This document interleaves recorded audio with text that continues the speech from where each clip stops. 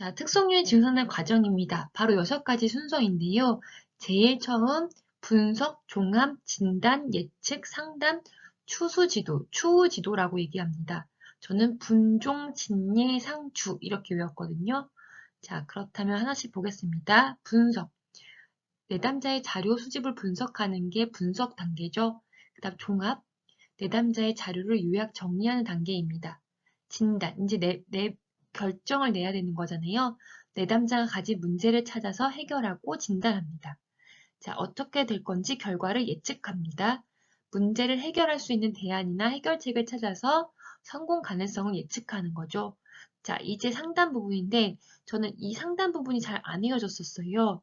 그렇지만 여기선 예측했으니까 이제 해결을 위한 상담을 시작해야 되는 거죠. 그렇죠. 바람직한 행동을 위해 상담자가 이제 직접 개입하여 상담을 시도하는 게 직업 상담 과정 중에 하나입니다.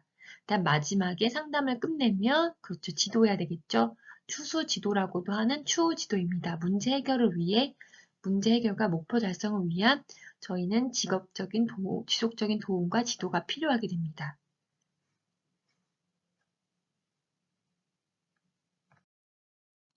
자, 한국표준산업분류에서 산업분류의 정의에 대해서 알아보겠습니다. 생산 단위가 주로 수행하는 산업활동을 유사성에 따라 유형화에 의하여 분류하는 거죠. 유사성, 유형화. 그 다음에 산출물, 투입물의 특성, 생산활동의 일반적인 결합 형태를 기준으로 분류합니다. 산출물, 투입물의 특성, 생산활동의 일반적인 결합 형태라는 것을 잘 보고 분류해 두시면 됩니다. 자, 산업분류의 정의 잘 기억해 두세요. 직업상등사 2급 정리, 목동에서 합격의 기운을 드립니다. 자, 한국표준산업분류에서 산업결정 방법을 서술하시오라고 한다면 산업활동은 그 생산 단위가 수행하는 주된 산업활동을 이야기하죠. 계절에 따라 정기적으로 산업을 달리하는 산업체의 경우에는 조사 시점에서 결정하는 사업과는 관계없이 그렇죠.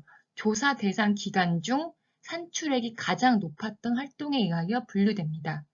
휴업 중 또는 자산을 청산 중인 사업체는 개시하는 산업활동에 따라 결정됩니다.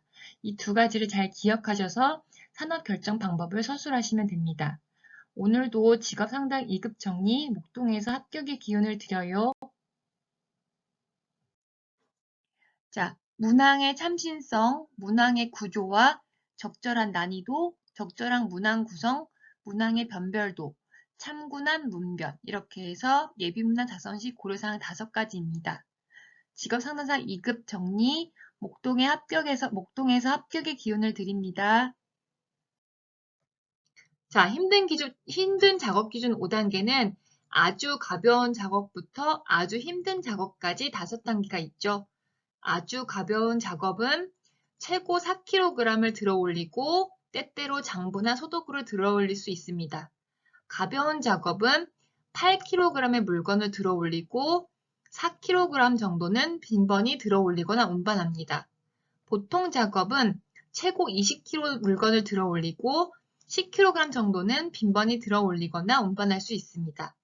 힘든 작업 단계는 최고 40kg 물건을 들어 올리고 20kg 정도의 물건을 빈번히 들어 올리거나 운반합니다. 아주 힘든 작업은요, 40kg 이상의 물건을 들어 올리고 20kg 정도의 물건을 빈번히 들어 올리거나 운반합니다.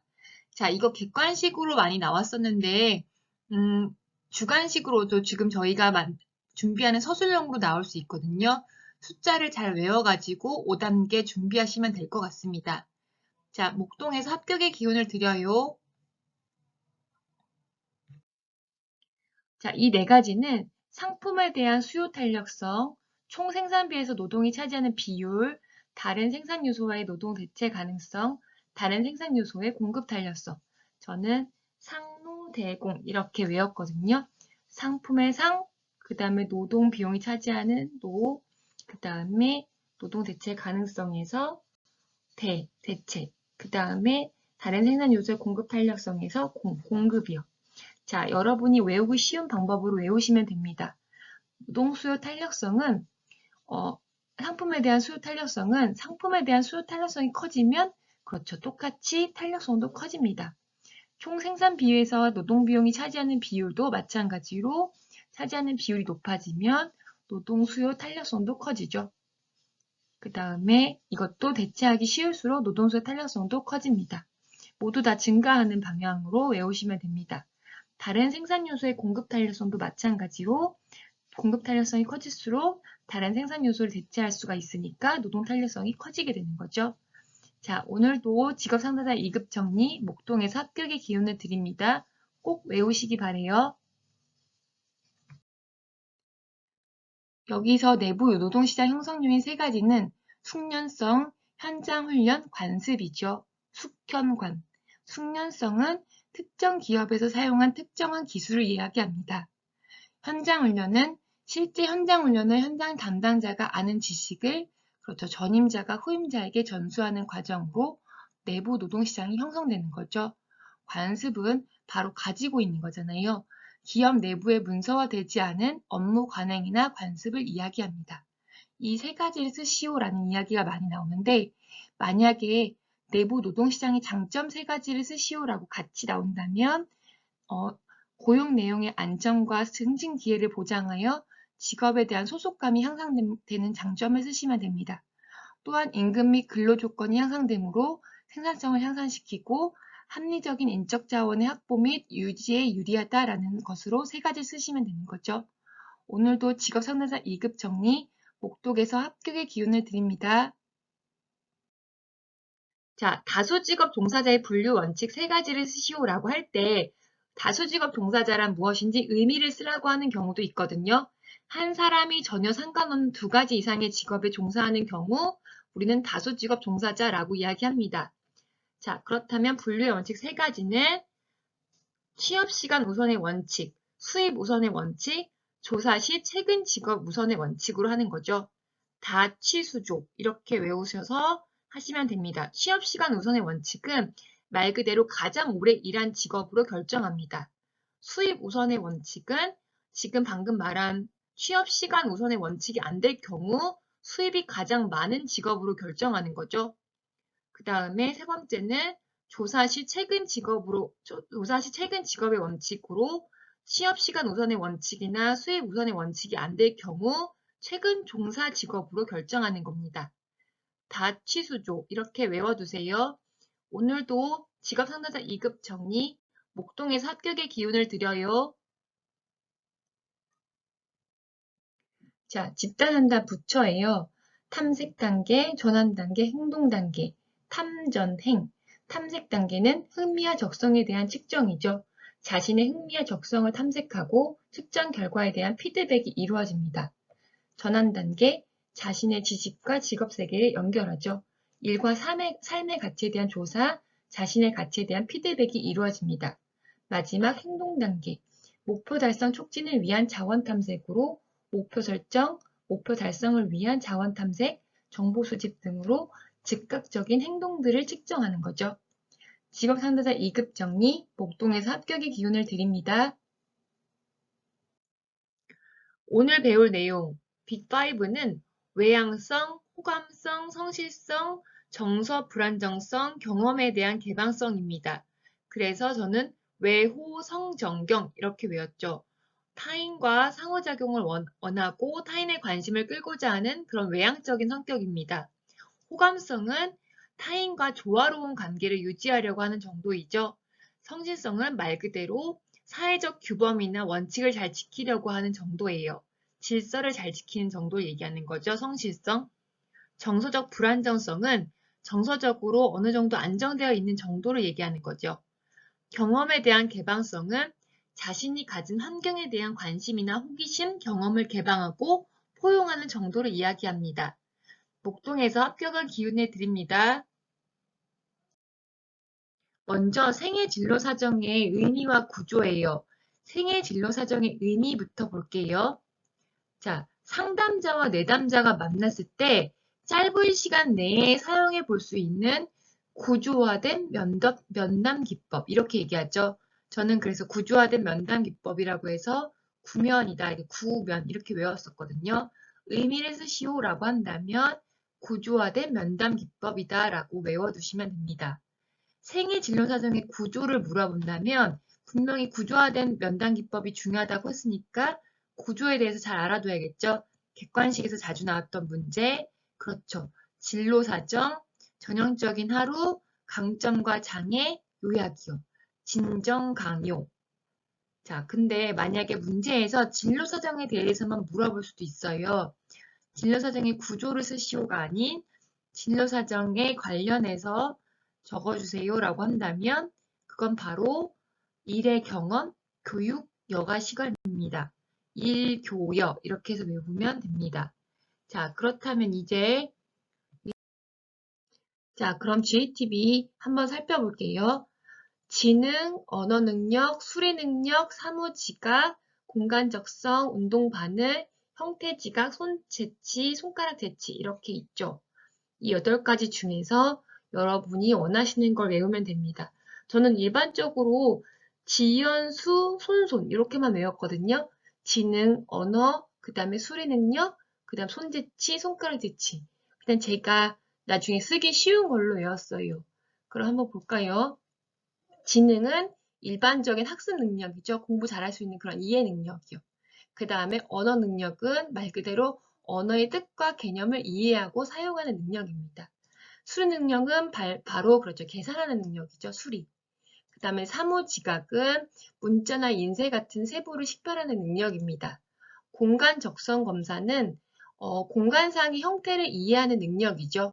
그리고 운동 반응은 그렇죠. 운동할 수 있는 능력이니까 눈과 손을 아니면 손과 눈을 그러니까 눈과 손가락이나 아니면 손과 눈을 얼마나 빠르고 정확하게 운동할 수 있는지를 보는 능력입니다.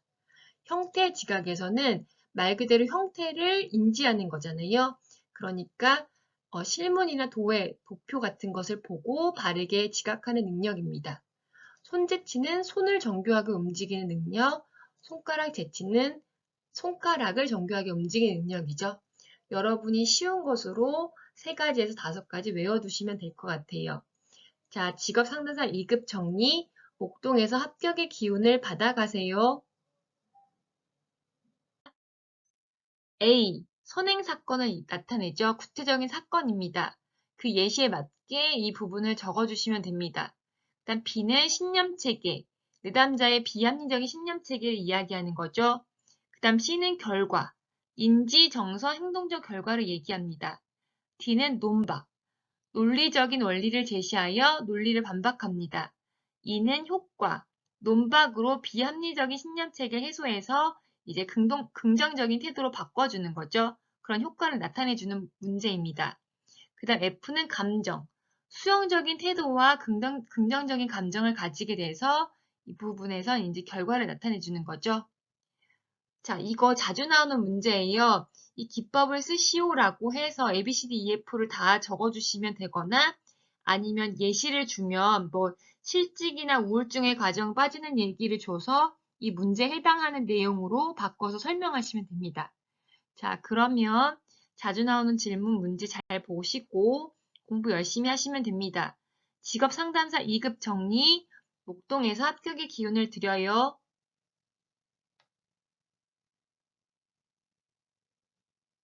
의미와 구조를 살펴보았으니까 알 수 있는 정보에 대해서 볼까요? 자, 알 수 있는 정보는 4가지 정도 추릴 수 있는데 당연히 알 수 있다라고 한다면 객관적인 사실이겠죠. 경험과 교육 수준 같은 걸 나타내는 객관적인 사실이거나 그 다음에 기술과 능력에 관한 자기만의 평가요. 자기평가. 그 다음에 가치와 자기인식, 생애 진로 주제. 그래서 객자, 가주. 전 이렇게 외웠어요. 알 수 있는 정보 4가지를 쓰시오라고 한다면 객자, 가주, 객관적인 사실, 자기평가, 가치, 주제. 자, 그럼 오늘 배울 내용 잘 정리하시고 직업상담사 2급에서 목동에서 합격의 기운을 드립니다.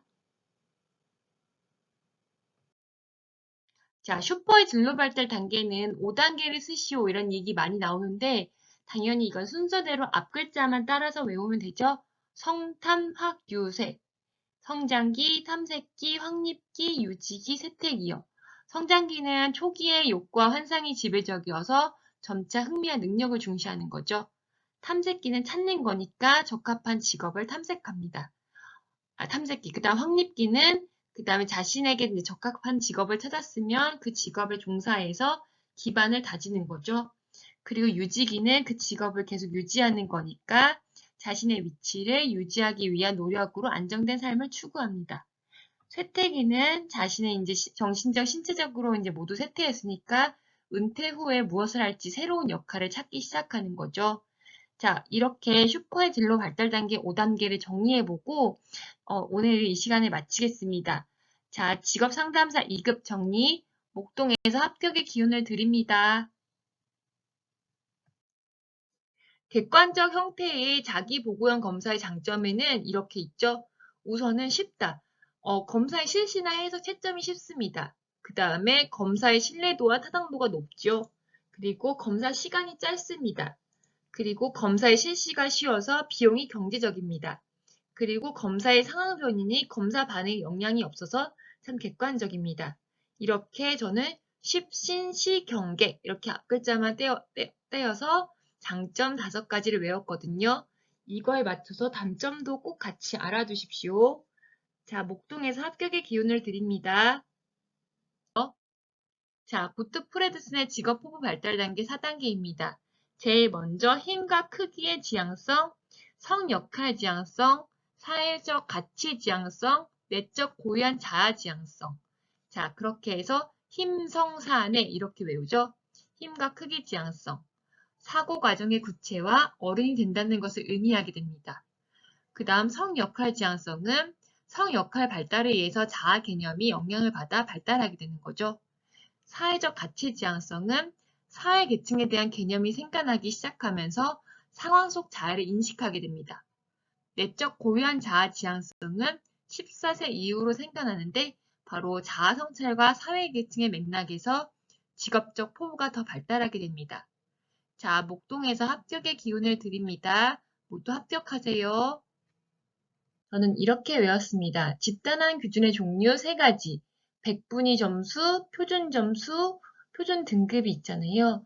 말 그대로 백표표, 백분위 점수 당연히 1부터 100까지니까 개인이 차지하는 상대적 위치를 얘기하는 거죠. 뭐 1부터 100등까지 이렇게 나열하는 그 점수를 가지고 상대적 위치를 보는 거예요.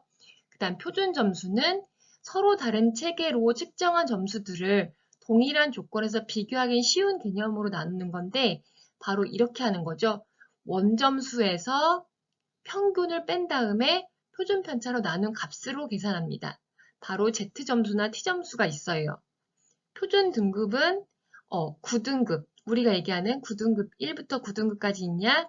바로 스테나인 점수를 표준 등급이라고 얘기하죠. 원점수를 1부터 9등급 범주로 나누는 것을 표준 등급이라고 합니다.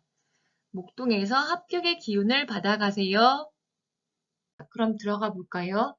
얄롬, 실존주의 상담, 궁극적 관심사 4가지예요. 죽자, 고무 이렇게 외웠었거든요. 죽음, 바로 내담자가 죽음의 상황을 인식하는 거죠. 인식이라는 말은 자각이랑 같은 거예요. 자유, 자유와 책임을 자각하도록 하는 게 바로 자유죠. 그 다음에 고립은 고립에 직면하여 인간관계 양식을 점검하고 타인과 성숙한 관계를 맺는 것입니다. 자, 무의미는 삶의 의미를 발견하여 인간의 의미를 찾고자 하는 게 바로 무의미죠. 죽자, 고무, 직업 상담사 2급 정리, 목동에서 합격의 기운을 받아가세요. 자, 이거 이번에 2023년도 기출문제 1회에 나왔던 건데요. 당연히 이거 5가지는 잘 알아둬야 되겠죠? 인간은 가치 있는 존재이다. 인간은 성장력 있는 존재이다. 인간은 선하고 이성적이며 믿을 수 있는 존재이다. 인간은 미래를 선택하고 결정하는 권리를 지닌 존재이다. 인간은 주관적이고 자신의 생활에 초점을 맞춘다. 자, 이 5가지를 잘 외워두세요. 가성선미주, 가성선미주. 목동에서 합격의 기운을 드립니다. 자, 직업 정보의 기능 3가지, 브레이필드입니다. 정보 제공의 기능, 재조정 기능, 동기화 기능. 저는 앞글자만 따서 정제동 이렇게 외웠습니다. 정보 제공의 기능은 내담자의 의사결정, 직업 선택을 위한 지식을 증가하는 기능이죠. 재조정 기능은 선택이 현실에 비추어서 적절한지 부적절한지 재조정하는 것입니다. 잘못 썼네요. 부적절한지. 자, 그 다음에 동기화 기능입니다. 적극적으로 참여시켜 자신의 직업 선택에 대한 책임감을 갖게 해서 동기를 부여하는 방법입니다. 직업 정보의 기능 3가지 잘 외워두십시오. 정제동 이렇게 분류하죠. 저는 직업 선호도 검사, 직업 카드 분류법, 흥미평가 기법, 작업 경험 분석을 직선, 직하, 흥평, 작경 이렇게 해서 외워가지고 문제에 대입했거든요. 자, 직업 선호도 검사는 홀랜드 유형의 6가지를 대입하여 직업 선호도를 사정했습니다. 직업 카드 분류 기법은 말 그대로 카드 분류 기법이잖아요. 동기 가치를 알아보기 위해서 선호군, 좋아하는 거, 싫어하는 혐오군, 아직 결정하지 못한 미결정군, 중성군, 중립적인 거 이렇게 해서 4가지로 분류 사정하였죠. 흥미평가 기법은 말 그대로 좋아하는 것을 종이에 기입하여 사정하였습니다. 작업 경험 분석은 자신이 과거에 경험했던 것을 관련하여 작업을 분석해서 흥미를 찾아내는 거죠. 자, 이렇게 해서 내담자의 흥미사전 기법 4가지를 알아보았습니다. 목동에서 합격의 기운을 받아가세요. 자, 그럼 보겠습니다. 2차원 분류체계에서 수시차원 6가지는 저는 말 그대로 가장 높은 부분이 고급이잖아요. 그래서 가장 높은 부분부터 순서대로 외웠거든요. 고, 중, 준, 숙, 반, 비요. 자, 그렇다면 말 그대로 고급. 그 다음에 전문만 붙이면 돼요. 고급 전문관리, 그 다음에 중급 전문관리, 준 전문관리, 고, 중, 준이요. 그 다음에 2번부터는 잘할 수 있는 거죠. 숙련직, 그 다음 반만 잘하는 거죠. 반숙련직, 마지막은 비숙련직이요. 고, 중, 준, 숙, 반비. 2차원 분류체계의 수차원 6가지는 고, 중, 준, 숙, 반비. 이렇게 외우시면 됩니다. 나오면 이 5가지를 외워야 되는데요. 저는 이렇게 외웠거든요. 인식의 인, 대안, 탐색의 탐, 그 다음에 원인이요, 그 다음에 구요. 그런데 제가 빨간색으로 한 거는 자꾸 써보니까 잘 안 외워져가지고 이렇게 했는데 여러분이 외우기 쉬운 대로 외우시면 될 것 같아요. 인대, 탐, 원, 구 이렇게 해가지고 흥미사정의 목적에 맞게 집어넣었거든요. 첫 번째는 인, 자기 인식을 발전시키는 거죠. 두 번째는 직업 대안의 대여, 대안의 규명을 찾는 거. 그다음 세 번째는 직업의 탐색을 유도하는 거죠. 탐. 그 다음에 직업 교육상의 불만족의 원인을 규명, 원. 그 다음에 여가 선호랑 직업 선호를 구별하는 겁니다. 이 2가지를 구. 자, 인대, 탐, 원, 구. 이렇게 해서 흥미사정의 목적을 외워주시면 될 것 같습니다. 자, 직업상담사의 2급 정리해서 목동에서 합격의 기운을 받아가세요. 됩니다. 자, 제일 먼저 3요인에서는 자신을 이해하는 거예요. 자신. 그 다음에 직업을 이해하고 그 다음 이 2가지를 연결하는 거죠. 자신을 이해했으면 직업에 대한 이해, 그 다음에 자신과 직업 세계를 연결. 그렇다면 자신은 나에 관련된 거니까 흥미, 적성, 능력, 가치관 등을 이해하는 부분입니다. 그 다음에 직업에 대한 이해는 말 그대로 직업이니까 직업 세계에서의 성공이나 보상, 자격요건 같은 그런 지식을 습득하는 거죠. 그 다음 마지막 3번째 얘네 2가지를 자신과 직업 세계를 연결하는 부분이니까 특성 요인과 직업 요인에 관련해서 이것을 기초로 현명한 선택을 하도록 2가지를 연결하는 겁니다. 직업 상담사 2급 목동에서 합격의 기운을 드립니다. 합격하세요. 자, 그러면 구성타당도를 한번 살펴보겠습니다. 구성타당도를 분석하는 방법에는 변별타당도와 수렴타당도가 있어요. 자, 그렇다면 변별이라는 건 말 그대로 이런 거죠. 다른 거잖아요. 검사 결과가 그 속성과 관계없는 변인들과 낮은 상관관계를 지니고 있는지를 측정하는 겁니다. 그렇다면 상관관계가 낮을수록 변별타당도는 그렇죠, 높다. 이렇게 얘기할 수 있겠죠. 그 다음에 수렴타당도는 검사 결과가 그 속성과 관계에 있는 변인들과 높은 상관관계를 지니고 있는지를 측정하는 거니까 상관관계가 높을수록 이번엔 수렴타당도는 높다. 이렇게 할 수가 있겠죠. 저는 이번에 이번 시험 보면서 변별타당도에 높은 상관관계를 지니고 있는 측정하는 내용은 기억이 났는데 아무리 생각을 해도 여기 아랫부분은 생각이 안 나는 거예요.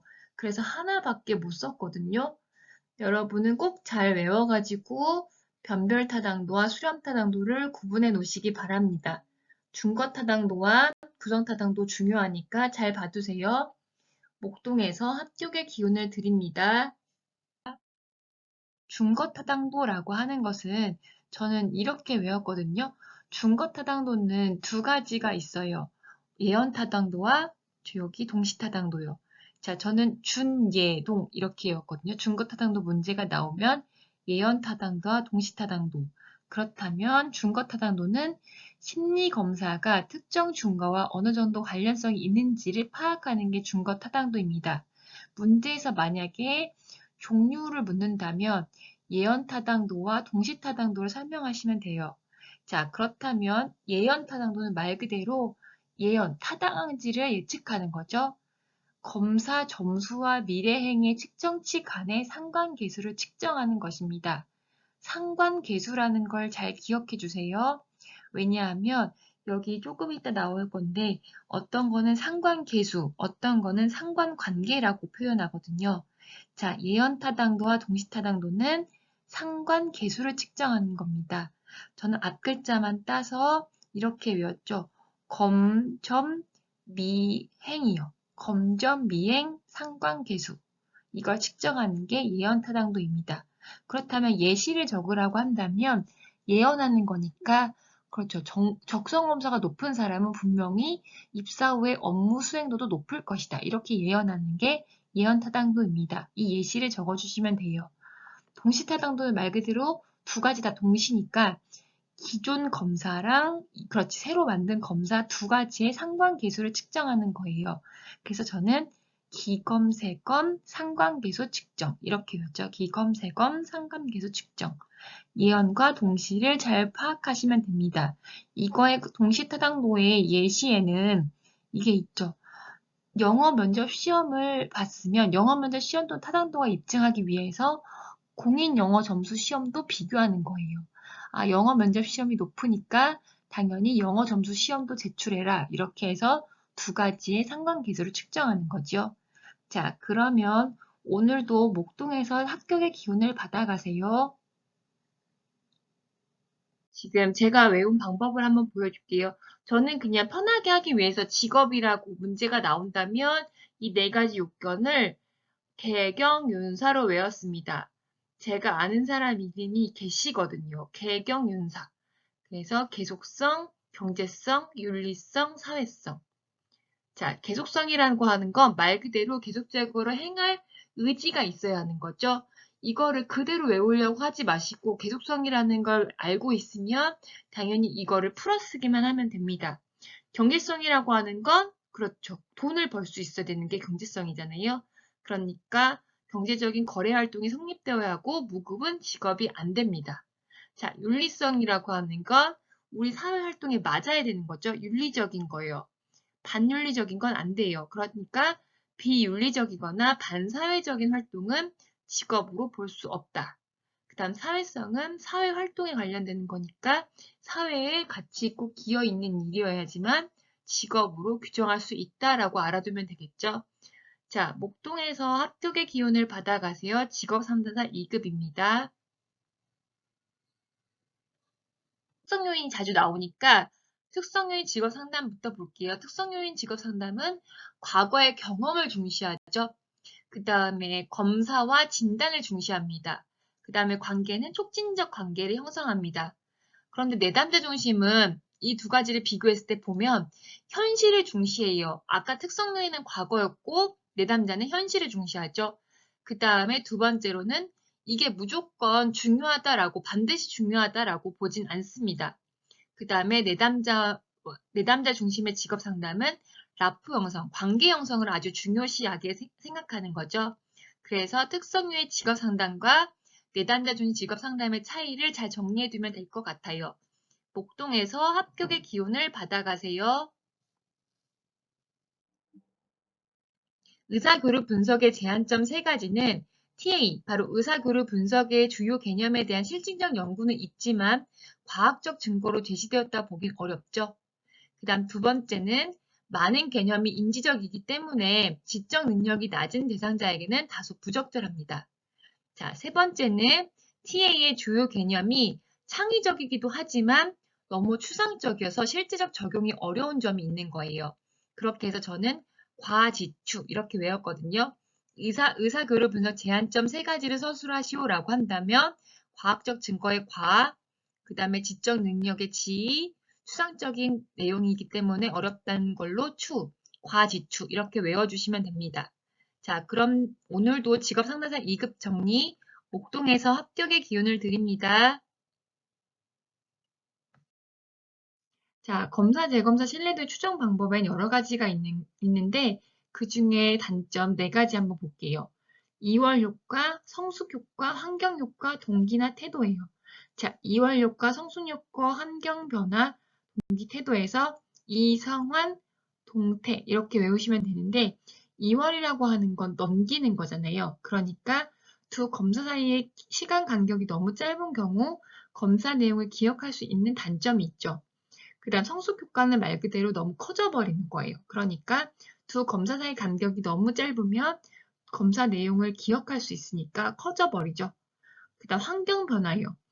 검사 당일에 환경 검사가 검사 결과에 영향을 미칠 수도 있죠. 그날의 태도나 감정 이런 게 전부 다 변화가 생길 수 있는 거죠. 환경 변화. 그 다음 동기나 태도도 당연히 검사 신뢰도의 추정 방법의 단점이 됩니다. 자, 오늘도 직업상담사 2급 정리, 목동에서 합격의 기운을 드립니다.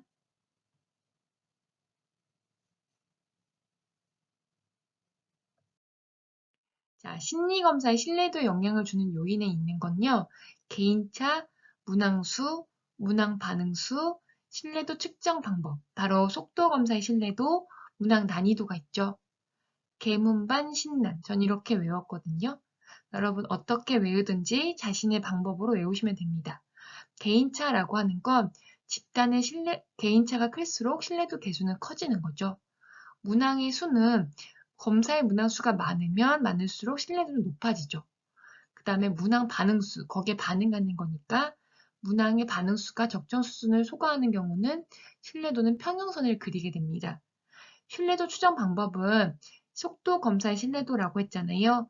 바로 이럴 때 속도 검사의 경우에 신뢰도에 문제가 생기게 되죠. 문항의 난이도는 당연히 어려운 정도 이런 걸 얘기하는 거니까 개문반 신난으로 신뢰도에 영향을 주는 요인 이렇게 알아두시면 될 것 같습니다. 자, 오늘도 직업상담사 2급 정리, 목동에서 합격의 기운을 드려요. 자, 코틀의 원형 검사에서 시간점만 개입 3가지 차원을 쓰시오라고 한다면 방변통 이렇게 외우시면 됩니다. 방향성, 변별성, 통합성이요. 방변통. 자, 방향성이라고 하는 거는 미래 지향성을 증진시키고 미래에 대한 낙관적인 입장을 구성하는 거죠. 어떻게 나아갈 것인지 방향을 제시합니다. 변별성이라고 하는 것은 미래에 대한 계획에 대하여 긍정적인 태도를 강화시켜 목표 설정을 신속하게 하는 것이죠. 차별을 두는 거죠. 변별성. 그 다음에 통합성이라고 하는 거는 미래와 현재의 결과를 연결시키고 계획한 기법을 실습하여 미래에 대한 인식을 증진시키는 것을 말합니다. 자, 오늘도 직업상담사 2급 정리, 목동에서 합격의 기운을 드립니다. 진로 성숙도 검사의 태도 척도 먼저 알아볼게요. 태도 척도는 진로 결정성, 참여도, 독립성, 성향, 타협성이죠. 그래서 저는 태도에 관련된 거니까 진참, 독성, 타 이렇게 외웠습니다. 태진, 참, 독성, 타. 진참, 독성, 타.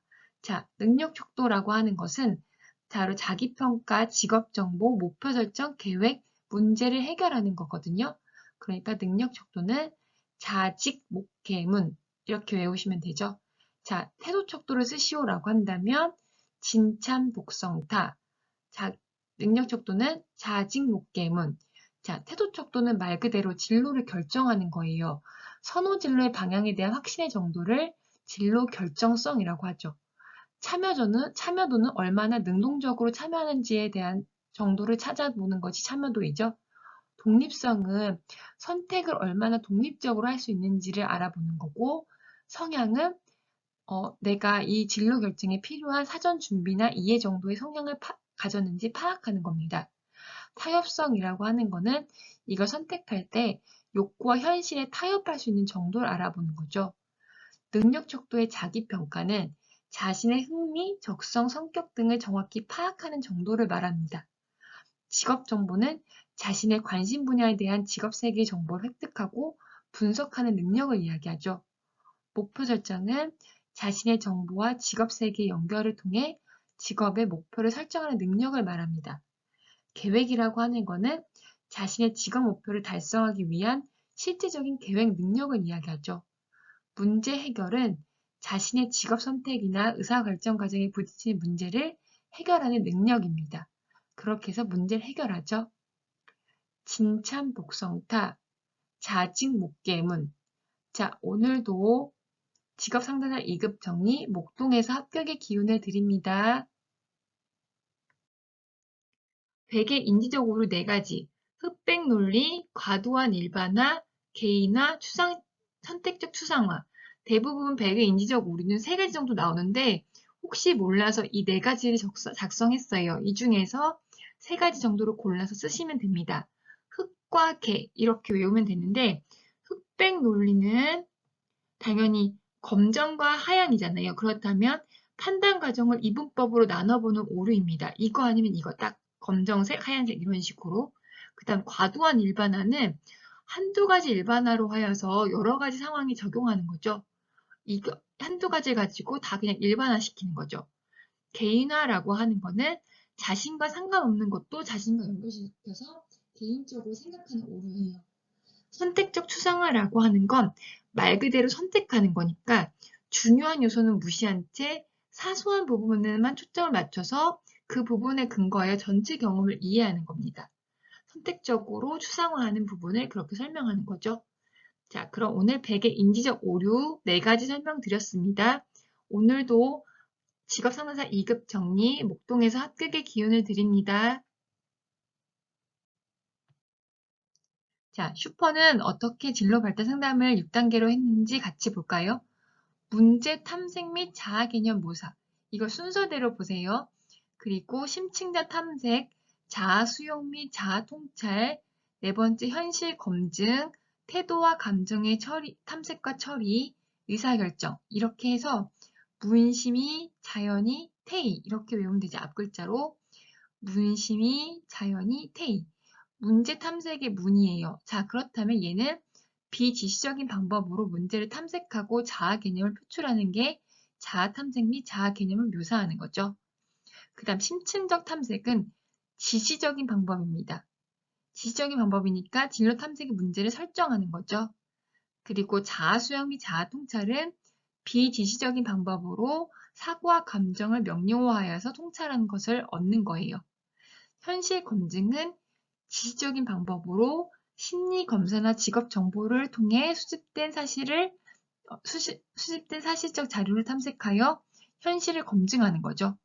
태도와 감정의 탐색과 처리는 비지시적인 방법으로 하는 거죠. 그래서 태도나 감정을 통해 자신과 자신의 의사결정을 탐색하고 처리하는 거죠. 그 다음 의사결정은 비지시적인 방법으로 의사결정하기 위해서 대안과 행동을 검토하는 겁니다. 그래서 분심이, 자연이, 태이, 비지, 비비 이런 식으로 해가지고 진로 발달 상담 6단계를 외워두시면 됩니다. 자, 오늘도 목동에서 합격의 기운을 드려요. 자, 보진의 직업 상담 과정 3단계인데요. 제일 먼저 탐색과 계약의 설정이죠. 내담자의 정신 역동적 상태를 탐색할 수 있도록 도와서 3단 전략을 합의합니다. 자, 두 번째, 중대한 결정이죠. 이제 무엇을 결정 내리기 전에 확실하게 내리는 거잖아요. 그러니까 개인의 성격에 맞춰 직업을 바꿀 것인지, 직업 성격에 맞춰 성격을 바꿀 것인지 결정하는 거죠. 중대한 결정. 자, 그 다음 세 번째는 변화를 위해서 노력하는 거예요. 선택한 직업이 필요로 하는 부분에 대하여 지속적인 변화를 모색하여 자기 인식을 증진시키는 거죠. 직업 3단 과정 3단계를 쓰시오라고 한다면 탐중변 잘 기억해 두세요. 오늘도 직업 상담사 2급 정리, 목동에서 합격의 기운을 드려요. 임금의 하방 경직성의 점이와 원인은 이렇게 나눌 수 있죠. 임금의 하방 경직성이란 임금의 하방 경직성을 케인즈가 주장했죠. J.M. 케인즈요. 노동 수요와 노동 공급에 의해 결정된 임금이 노동 수요의 감소 같은 경제적 여건 후 변화로 하락 요인이 있어도 하락하지 않고 현재 수준 그대로 유지하는 것을 말합니다. 자, 그렇다면 임금이 하방 경직성이 되는 원인은 무엇일까요? 노동자들의 화폐 완상으로 인한 역선택, 노동자와 사용자 간의 장기 근로 계약, 최저임금제, 연공급 임금제도, 노동조합의 존재 여부, 이 정도로만 임금의 하방 경직성 원인을 되는 것을 쓰시면 됩니다. 자, 오늘도 직업상담사 2급 정리, 목동에서 합격의 기운을 드려요.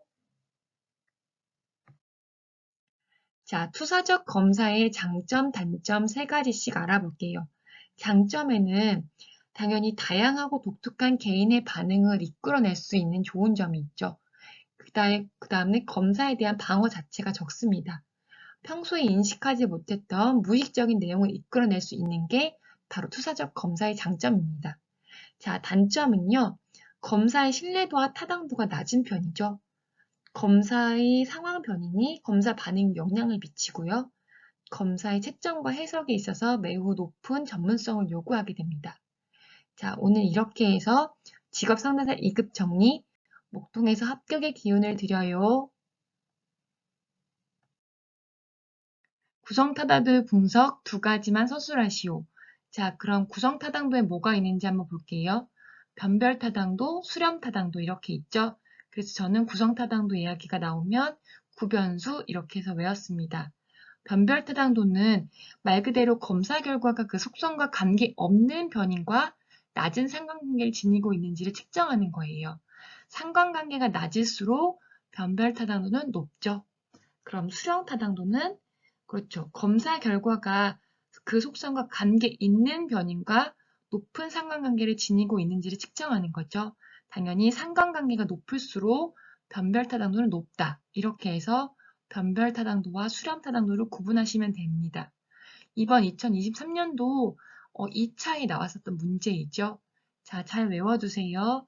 자, 오늘도 목동에서 합격의 기운을 드려요. 확률 표집 방법 3가지. 단순 무선 표집 방법, 층화 표집 방법, 군집 표집 방법, 단층군 이렇게 외우시면 되거든요. 단순 무선 표집 방법은 말 그대로 단순하게 표집하는 거잖아요. 구성원들한테 일련 번호를 부여하고 그 번호들 중에서 이제 모자기로 필요한 만큼 표집하는 방법이죠. 자, 층화 표집 방법은 층화라는 말은 계층이 있는 것처럼 얘기하면 돼요. 모집단이 서로 다른 하위 집단으로 구성되어 있는 경우 각 집단에서 필요한 만큼 표집하는 방법입니다. 군집 표집 방법은 그러니까 집단으로 되어 있을 때 모집단은 서로 같은 집단으로 구분해서 해당되는 집단을 표본으로 추출하는 겁니다. 단층군, 확률 표집 방법 3가지 잘 외워두세요. 직업 상담사 2급 정리, 목동에서 합격의 기운을 드려요. 자, 직업분리 원칙, 예를 들어서 3가지를 한번 살펴볼게요. 첫 번째, 주된 직무 우선의 원칙. 두 번째, 최상급 직능 우선의 원칙. 생산 업무 우선의 원칙. 자, 주, 최, 생 이렇게 해서 직업분리 원칙 3가지를 외우시면 됩니다. 주된 직무 원칙이라는 거는 2개 이상의 직무를 수행하는 경우 직무 내용과 관련된 항목에 명시된 직무 내용을 비교 평가해서 더 상관성이 높은 항목으로 분류하는 거죠. 만약에 교육과 진료를 같이 하는 의대 교수가 있다면 직무 내용은 관련이 더 높은 분야로 분류하는 거죠. 자, 최상급 직능 수준 우선의 원칙은 뭐냐면 더 높은 직능을 먼저 하라는 뜻이잖아요. 그러니까 수행하는 직무가 완전히 다른 훈련 경험으로 얻어지는 것이 아니라면, 그렇죠. 가장 최상급 직능을 필요로 하는 것을 우선으로 분류하는 거죠. 만약에 조리와 배달의 비중이 같다면 직능 수준이 높은 조리로 분류하는 겁니다. 자, 세 번째는 생산 업무 우선의 원칙입니다. 이거는 생산과 공급이 같이 이루어지면 생산 단계를 우선으로 분류하는 거죠. 생산과 공급에서 공급보다는 생산이 우선인 거예요. 빵집에서 빵 만들기, 바로 제조하는 거랑 판매하는 거랑 두 가지가 있다면, 그렇죠. 생산에 맞춰 분류하는 거예요. 생산이 더 우선이니까요. 자, 이렇게 직업 분류 우선 원칙까지 해서 알아보았습니다. 오늘도 직업 상사자 2급 정리, 목동에서 합격의 기운을 드려요. 직업으로 보지 않는 활동 6가지는 자기 집의 가사 활동이죠. 집안일이요. 학교에서 학습에만 전념하는 학생인 경우도 직업이 아닙니다. 무급으로 봉사하는 경우도 아니고 사회복지시설 수용자의 시설 내의 경제활동도 직업이 아닙니다. 이자나 주식형 배당, 임대료 등의 자산 수익도 직업이 아니죠. 도박, 강도, 절도, 사기 등의 불법적인 활동도 직업으로 보지 않습니다. 예금, 적금, 토지 매각 등의 금융자산의 수입 활동도 직업이 아니죠. 경마, 복권 등의 배당금, 주식 투자로 시세차익을 얻는 경우도 직업으로 보지 않는 활동 6가지에 속하는 거죠. 직업으로 보지 않는 활동 6가지를 서술하시오라고 한다면 여기 지금 8가지를 보고 이 중에 6가지를 쓰시면 됩니다. 거기에 해당하는 거에 맞게 공부해서 서술하시면 돼요. 자, 오늘도 직업상담사 2급 정리, 목동에서 합격의 기운을 드립니다. 자, 변별 진단 4가지는 윌리엄슨이 주장한 거죠. 지금 변별 진단 4가지가 있고 직업 상담 문제 유형 3가지를 쓰시오, 뭐 진로 선택 문제를 쓰시오 이런 식으로 나오거든요. 자, 변별 진단 4가지는 어리석은 선택, 흥미와 적성의 불일치, 불확실한 선택, 직업의 무선택. 저는 어흥 확 물어버린다 해가지고 어흥 확 무 이렇게 외웠거든요. 자, 그럼 볼게요. 어리석은 선택이라고 한 건 말 그대로 선택이 어리석은 거잖아요. 그러니까 자신의 능력보다 낮은 직업이나 흥미 적성에 관계없는 직업을 선택하는 거죠. 그 다음에 불일치라는 말은 흥미와 적성이 맞지 않는 거죠. 그러니까 흥미와 적성이 안 맞거나 적성은 맞으나 흥미가 없는 경우를 이야기합니다. 불확실한 선택은 선택이 불확실한 거니까 직업을 선택했지만 직업 선택에 대해서 확신도 없고 자신감도 없는 상태이죠. 직업의 무선택, 아무것도 선택하지 못하는 거예요. 직업을 선택해 본 적이 없거나 선호하는 직업을 선택하지 못하는 경우를 이야기하죠. 자, 변별 진단 4가지 윌리엄슨에 대해서 배웠습니다. 오늘도 직업상담 2급 정리, 목동에서 합격의 기운을 드려요. 자, 무의식적 방어기제 종류 5가지를 볼게요. 억압, 부정, 투사, 퇴행, 승화죠. 억부, 투퇴승. 억부, 투퇴승. 자, 그러면 억압은 말 그대로 누르는 거잖아요. 불편한 욕구나 의식을 무의식적으로 누르는 걸 억압이라고 합니다. 부정은 아니라고 하는 거니까 그렇죠. 자신의 현실을 무의식적으로 인정하지 않고 부정하는 것을 말하는 거죠. 자, 투사는 자신의 심리를 타인에게 투사시키는 거예요. 바로 다른 사람의 탓으로 돌리는 걸 투사라고 하는 거죠. 퇴행은 뒤로 돌아가는 거잖아요. 자신이 만족했던 과거 시기로 돌아가려는 거죠. 자, 승화는 사회적으로 용납되는 방법으로 자신의 본능과 욕구를 내보내는 거예요. 발산시키는 거. 이게 바로 승화죠. 억부, 투퇴승. 자, 무의식적 방어기제 종류 5가지 잘 알아두세요. 오늘도 직업상담사 2급 정리, 목동에서 합격의 기운을 드립니다. 자, 그러면 인지, 정서, 행동의 REBT 상담의 기본 개념인 ABCD EF 모델의 의미를 알아보겠습니다. 첫 번째 A, 바로 선행사건이죠. 선행사건은 그렇죠. 개인의 감정, 정서적 역량을 가져오는 구체적인 사건을 의미합니다. B. 신념체계. 내담자의 비합리적인 신념체계를 얘기하는 거죠. 그다음 C. 결과. 비합리적 신념체계를 통해 인지, 정서, 행동의 결과가 이제 나타나는 겁니다. 그다음 D. 그거에 대한 이제 논박이죠. 원리를 제시하여 내담자의 논리를 반박합니다. E. 효과. 논박을 통해 비합리적인 신념체계를 해소하여 긍정적인 태도로 바꿔지는 거죠. F. 마지막 감정이죠. 합리적 신념으로 긍정적인 감정과 태도를 가지게 되는 결과를 나타내는 겁니다. 자, 오늘은 ABCD EF 모델에 대해서 배웠습니다. 직업 상담사 2급 정리, 목동에서 합격의 기운을 드릴게요. 상담자가 갖춰야 할 태도 3가지는요. 일무공 이렇게 해서 일치성, 무조건적 수용, 공감입니다. 일치성은 말 그대로 일치해야 되는 거잖아요. 그러니까 상담자의 감정이나 생각을 있는 그대로 인정하고 일치화시켜서 있는 그대로 표현하는 것입니다. 무조건적 수용은 그대로 받아들이는 거니까 내담자의 마음이나 비판, 판단 없이 그대로 수용하는 거죠. 공감은 내담자의 감정과 경험을 느끼고 이해하는 것입니다. 오늘은 직업 상담자 2급 정리, 목동에서 합격의 기운을 드릴게요. 상담자 갖춰야 할 태도 3가지 알아보았습니다. 흥미 유형 6가지는 현실형, 탐구형, 예술형, 사회형, 진취형, 관습형이죠. 현탐예, 사진관. 자, 그렇다면 현실형, R은 기계, 도구, 동물, 사물을 좋아하고 체계적이고 조직된 활동을 좋아합니다. 사회성이 부족한 게 단점이죠. 엔지니어 같은 게 있습니다. 탐구형은 호기심이 많고 과학적 탐구 활동을 선호하나 리더십이 부족하죠. 과학자 같은 형입니다. 예술형은 창의적이고 감성이 풍부하나 반복적이고 틀에 박힌 일을 피하며 규범적인 모습이 부족합니다. 예술가 같은 형이죠. 사회형은 친절, 봉사정신, 이해심이 많아 타인을 돕는 것을 즐기나 탐구적이고 기계적인 능력이 부족합니다. 교사나 간호사 같은 형이에요.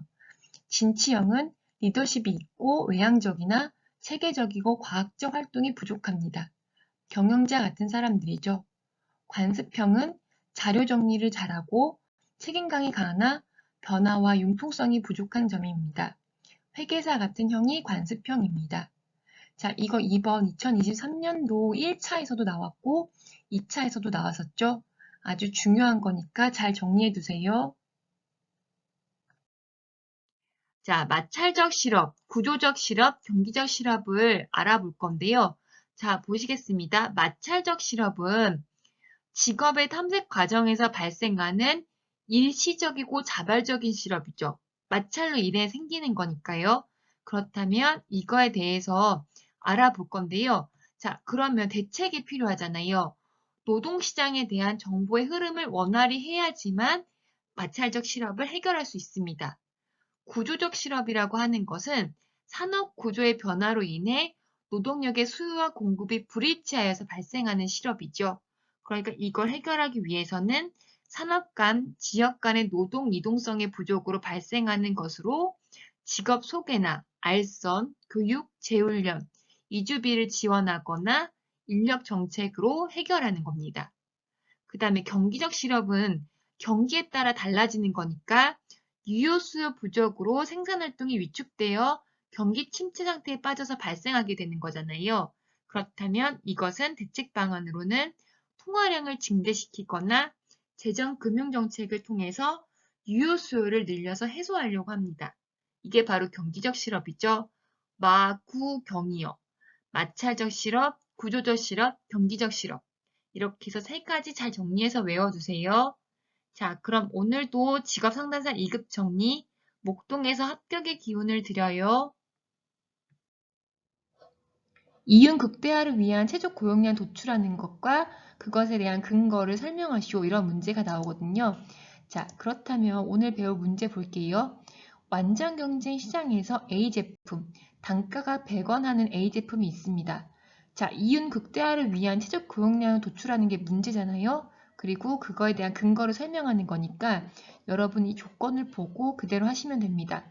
단위당 임금은 150원. 자, 임금값 좋네요. 그리고 단가는 100원이라고 알려줬습니다. 자, 그렇다면 계산하는 거 쉽네요. 자, 여기에 노동 투입량 0, 1, 2, 3, 4 이렇게 하면서 0부터 6까지 줬고 총 생산량은 0, 2, 4, 7, 8.5 이런 식으로 줬어요.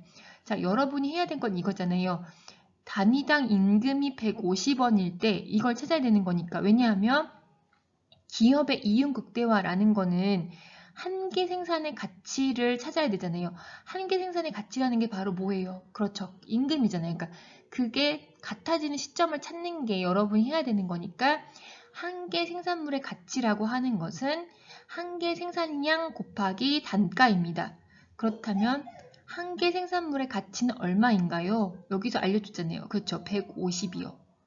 방금 말한 것처럼 한계 생산물의 가치라는 것은 임금과 같아지는 때니까 같은 걸 찾으시면 됩니다. 그렇다면 150은 한계 생산량 곱하기 100이니까 한계 생산량은 얼마인가요? 1.5가 나오겠죠. 노동 투입량의 단위가 증가할수록 당연히 변하는 값은 한계 생산물이니까 여기서 말 그대로 찾을 수 있겠죠. 이렇게 계속 증가하는 값이 3에서 4 이렇게 늘어날 때 1, 2, 4에서 7, 3, 그 다음에 7에서 5 이렇게 나갔었잖아요. 0에서 1일 땐 이만큼, 2에서 4에선 이만큼, 4에서 7일 땐 3만큼, 7에서 8.5일 때는 그렇죠. 1.5 여기 찾았네요. 자, 그렇다면 4일 때를 찾는 거니까 4는 총 생산량이 8.5가 답인 거잖아요. 그렇다면 여기서 얘기하는 거는 최적 고용량은 바로 4단위이겠죠. 노동 투입량이 4인 거. 최적 고용량은 4단위이다. 이렇게 찾으면 되는 거죠. 자, 오늘도 그럼 직업 상담사 2급 정리 목동에서 합격의 기운을 드립니다. 자, 노동의 평균 생산량을 도출하는 건데요. 자, 문제에서 이런 게 나오죠. 근로자 수랑 하루 생산량을 나타낸 것이다 라고 하면서 제품의 가격과 시간당 임금을 알려줍니다. 자, 그렇다면 여러분은 이 표를 보고 계산하는 거기 때문에 근로자 수 다 줬고 시간당 생산량을 줬으니까 요거 가지고 문제를 푸는데 당연히 평균 생산량을 구하려면 공식은 알고 있어야 됩니다. 노동의 평균 생산량을 구하는 값은 그렇죠. 근로자 수분의 시간당 생산량을 나누면 됩니다. 그렇다면 평균 몇 개가 나오냐 이렇게 나올 수가 있죠. 그렇다면 근로자 수는 얼마인가요? 지금 근로자 수 5명이라고 있으니까 5분의 시간당 생산량 여기 표에 있죠. 시간당 생산량 근로자 수가 5명일 땐 그렇죠. 30. 그렇다면 5분의 30이니까 노동의 평균 생산량은 얼마인가요? 5분의 30은 그렇죠. 6, 6개 이렇게 구할 수 있는 거죠. 그렇게 해서 평균 생산량을 구하실 수 있습니다. 자, 오늘도 직업 상담사 2급 정리 목동에서 합격의 기운을 드립니다. 두 번째 문제는 뭐라고 했냐면 이때 이윤 극대화가 이루어지는 노동 공급과 임금을 구하시오. 이렇게 문제가 나오거든요. 이렇게만 따로 나올 수가 있어요. 이 표를 가지고. 그렇다면 노동 공급과 임금을 구해야 되니까 노동 공급 증가에 대한 임금도 증가하니까 수요 독점 노동 시장으로 이윤 극대화를 계산해 줘야 됩니다. 그렇다면 바로 한계 수입 생산이라고 한다는 건 이 표에 우리가 한계 수입 생산을 알려주잖아요. 한계 수입 생산이라고 하는 건 한계 노동 비용일 때 이루어진다라는 거니까 여러분은 바로 지금 여기에서 어떻게 하는 거예요?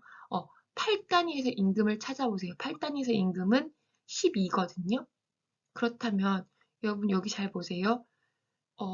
62에서 50까지 얼마나 차이가 나죠?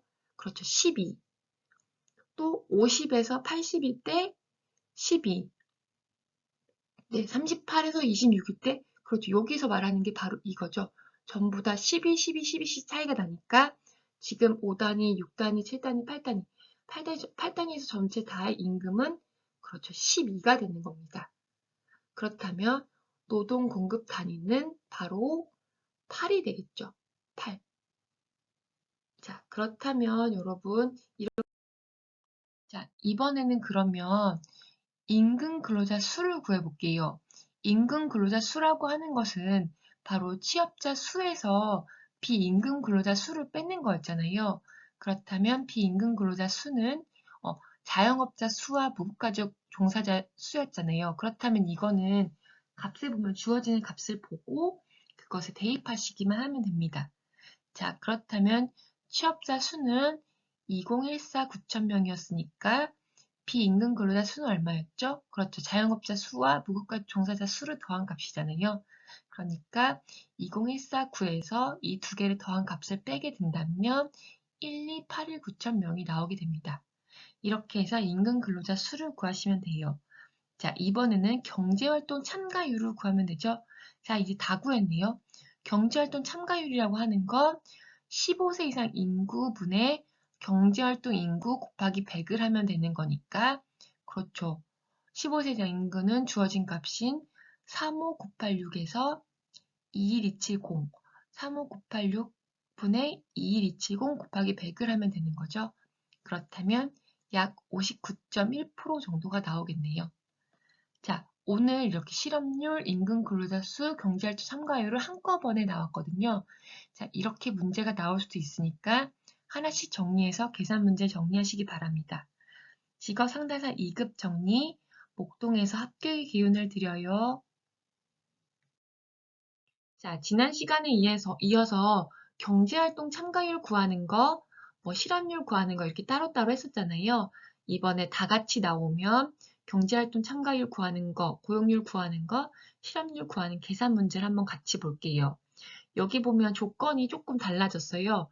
총 인구수, 15세 이상 인구수, 취업자 수, 실업자 수, 정규직을 희망하는 단시간 근로자. 자, 이렇게 나와 있는데 어떤 걸 가지고 문제를 푸냐면 경제활동 참가율은 당연히 말 그대로 우리가 알고 있는 조건을 줘야 되잖아요. 15세 이상 인구분의 경제활동 인구 곱하기 100을 하면 됩니다.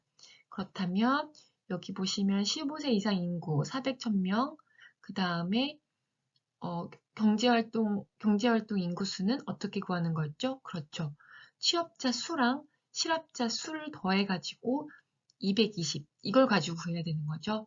그렇다면 경제활동 인구분의, 15세 이상 인구분의 경제활동 인구 곱하기 100을 하는 거니까 400분의 220 곱하기 100 해가지고 55%가 나올 수 있는 거죠. 자, 1000명은 다 나누기로 떨어지는 거니까 그냥 삭제하고 이건 떼고 할게요. 그렇다면 55%입니다. 자, 이번에 만약 고용률을 구하라고 한다면 그렇죠. 지난 시간에 배운 것처럼 15세 이상 인구분의 취업자 수를 해서 곱하기 100을 하면 됩니다. 그렇다면 400분의 200을 하는 거니까 거기에 곱하기 100 하면 50%가 나오는 거죠. 계산 문제 몇 개 안 되니까 대부분 다 15세 이상 인구분의 이렇게 해서 곱하기 100을 하는 거거든요. 어떤 부분이냐에 따라서 여러분이 계산하는 방법을 알아두시면 됩니다. 자, 그 다음 여기서 구하는 거 실업률 구하는 마지막 문제를 보는 거죠. 자, 실업률을 구한다면 위에 있는 조건을 가지고 계산하는 거니까 실업률 여러분 잘 아시잖아요. 이번에 그 15세 이상 인구를 구하는 게 아니라 그렇죠. 경제활동 인구분의 실업자 곱하기 100을 하는 거죠. 그렇다면 경제활동 인구는 아까 이걸 구하는 계산 방법으로 취업자 수와 실업자 수를 더해서 220이 나올 거예요. 그렇다면 220분의 20 곱하기 100을 하니까 약 9.089 이런 식으로 나올 거예요. 그러니까 약 9.1% 이렇게 얘기하면 되는 거겠죠. 자, 그럼 오늘도 경제활동 참가율, 고용률, 실업률을 계산해 보았습니다. 오늘도 직업상담사 2급 정리, 목동에서 합격의 기운을 드립니다. 자, 실업률, 임금 근로자 수, 경제활동 참가율을 구하는 것입니다. 자, 그렇다면 주어진 조건의 값을 보고 문제를 풀어야 되는데요. 먼저 실업률부터 구해볼게요. 이 조건 값으로는 실업률 당연히 구할 수 있죠. 왜냐하면 비경제활동 인구와 15세 이상 인구 값을 줬잖아요. 자, 그렇다면 실업률은 그렇죠. 15세 이상 인구라는 것은 경제활동 인구와 비경제활동 인구이니까 15세 이상 인구에다가 맞아요. 비경제활동 인구를 빼면 되겠죠? 그렇다면 값이 나옵니다. 21,270. 자, 그렇다면 실업자 수라고 하는 것은 경제활동 인구에서 취업자 수를 빼는 거니까 그렇죠. 21,270에서 어떻게 하면 되나요? 그렇죠. 취업자 수를 뺀다면 취업자 수를 뺀다면 실업자 수가 나오는 거죠. 1121. 자, 그렇다면 여러분 실업률이라고 하는 거는 아까 말한 것처럼 경제활동 인구분의 실업자 곱하기 100이잖아요. 그러니까 값은 약 5.27 정도가 나오겠죠. 문제에 주어지는 값을 보고 반올림을 하시면 됩니다. 임금 근로자 수는 아까 말한 것처럼 취업자 수에서 자영업자 수를 빼고 무가족 봉사자 수도 빼면 나옵니다. 자영업자 수랑 무가족 봉사자 수를 더하면 비임금 근로자 수이니까 그걸로 계산해서 문제를 풀면 돼요. 그렇다면 취업자 수 21,148,000명에서 그렇죠. 비임금 근로자 수는 5,645,000명이고 그 다음에 1,584,000명을 빼면 됩니다. 자, 그렇다면 임금 근로자 수는 값이 나오는 거잖아요. 그렇게 해서 실업률과 임금 근로자 수를 구하시면 됩니다. 자, 오늘도 직업상담사 2급 정리 목동에서 합격의 기운을 드려요. 자, 그렇다면 주어지는 조건이 있죠. 실업률, 임금 근로자 수를 구하시오라고 한다면 당연히 15세 이상 인구와 비경제활동 인구, 취업자 수를 줍니다. 자, 이 주어진 값에서 여러분은 취업자 수 21,148,000명만 주기도 하는데 이렇게 여기 뒤에 보면 자영업자 수와 무급가족 봉사자 수를 주기도 해요. 이걸 가지고 문제를 푸는 건데 자영업자 수와 비임금 근로자 수를 합쳐서 우리는 자영업자 수와 무급가족 봉사자를 합쳐서 우리는 비임금 근로자 수라고 하잖아요. 비임금 근로자 수가 자영업자랑 무급가족 봉사자를 더해야 된다는 값을 알고 계셔야 합니다. 자, 그렇다면 지난번에 배운 대로 실업률을 구하는 방법을 알아야겠죠. 실업률은 경제활동 인구분의 실업자 수, 그래서 곱하기 100을 하면 나오는 거였잖아요.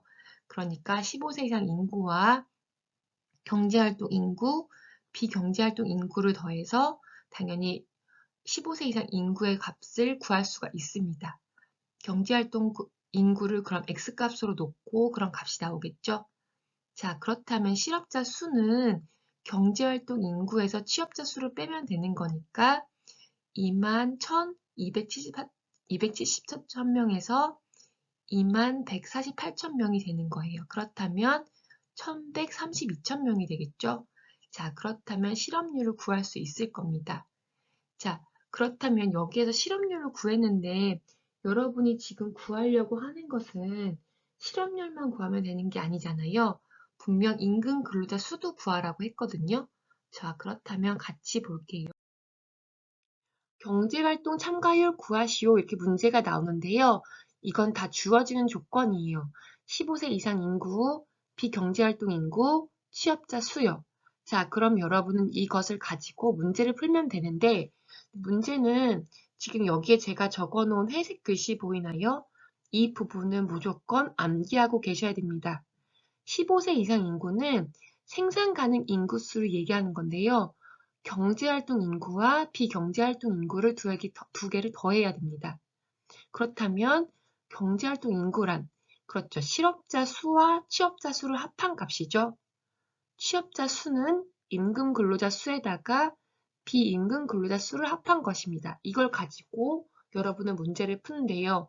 오늘은 경제활동 참가율을 구하시오라고 했으니까 이걸 암기하고 계시면서 문제를 풀어볼게요. 자, 15세 이상 인구라고 하는 것은 여기 값을 주어줬잖아요. 3598 6,000명. 그렇다면 경제활동 인구와 비경제활동 인구를 더해야 되니까 3598 6,000명은 당연히 X값에 비경제활동 인구를 더하면 됩니다. 자, 그렇다면 X값, 우리가 구하고 싶은 값은 경제활동 인구잖아요. 그렇다면 값이 나오겠죠? 두 번째, 경제활동 참가율을 구하는 게 우리의 목표이니까 경제활동 참가율을 구하려면 15세 이상 인구분의 경제활동 인구 곱하기 100 이 문제를 해가지고 풀어야 되잖아요. 그러니까 3598 6,000명에 2127 0,000명 곱하기 100을 해서 값을 구하는 거죠. 여기 지금 계산이 틀렸네요. 그렇다면 값은 59.11%가 나오겠죠. 자, 여러분 여기 부분은 참고해서 여기 5.27이 아니라 59.11%로 경제활동 참가율을 구하시면 됩니다. 자, 오늘도 그러면 경제활동 참가율을 계산해 봤는데요. 오늘도 직업상담사 2급 정리, 목동에서 합격의 기운을 드려요. 아들러의 개인주의 상담 과정의 목표는요. 내담자가 사회적 관심을 가지도록 돕죠. 그 다음 두 번째, 패배감을 극복하고 열등감을 극복하도록 돕습니다. 그 다음에 세 번째, 잘못된 가치와 목표 수정을 돕는다. 네 번째, 동기 수정에 초점을 두고 잘못된 동기를 바꾸도록 수정하도록 돕는 거죠. 그 다음 다섯 번째, 사회 구성원으로 사회에 기여하도록 돕는다. 자, 전 이렇게 해서 사패수수사 이렇게 외웠거든요. 바꾸도록 돕는다는 게 수정이었기 때문에 사패수수사 이렇게 외우시면 됩니다. 사회적 관심, 패배감, 수정. 그게 바로 가치와 목표를 수정하는 거. 그 다음에 동기도 바꾸도록 돕는 수정. 그 다음에 이번에 마지막으로 이것들로 사회적 구성원으로 기여하는 거죠. 사회에 기여하도록 돕는 거.